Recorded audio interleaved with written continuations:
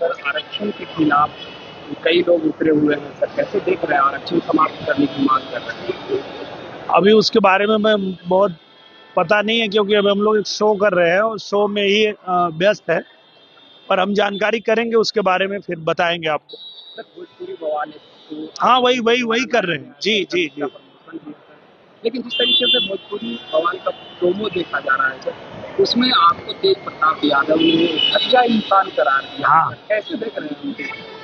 तो यही है कि जैसे आप जब कोई शो का प्रोमो देखते हैं तो प्रोमो में पता चलता है कि भाई किसी ने कुछ बोला, पर उसका जवाब क्या है वो देखने के लिए तो शो देखना पड़ेगा ना। तो ये जो जियो हॉटस्टार पे आ रहा है भोजपुरी बवाल, और आप देखेंगे तो उसका पूरा जवाब मिलेगा। सर लेकिन हजारी लाल यादव से जब सवाल पूछे गए कि भोजपुरी बवाल के लिए आपको ऑफर आया, उन्होंने कहा कि मुझे सबसे पहले इसका ऑफर आया था, लेकिन मैं सस्ता अभिनेता नहीं। हाँ, मुझे लगता है कि उनके बारे में कुछ बोलना नहीं चाहेंगे हम।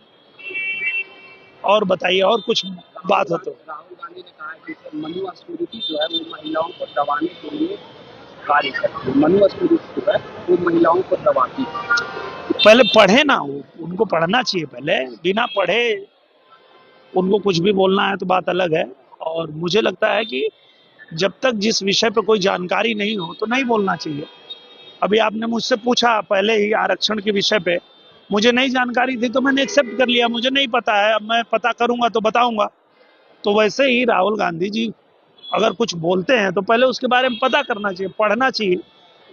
तो पढ़ेंगे तो ऐसा नहीं बोलेंगे। अच्छा सर, देश में क्या हो रही है सर, तो इस पर सरकार को पहल करना चाहिए कि कोई कानून। सरकार ने पहल किया, सरकार ने कानून लगाया, सरकार ने निवेदन किया, और मैंने बोला तो पूरा तहलका मच गया। जितने जो विपक्ष के नेता हैं आके चिल्लाने लगे कि ऐसे बोल रहा है निरहुआ।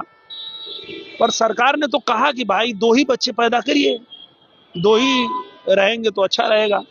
और जितनी संसाधन है देश में उसी हिसाब से आप लोग काम करिए। आपने जनसंख्या नियंत्रण पर मोदी जी को लेकर के भी कहा कि मैंने ये नहीं कहा था।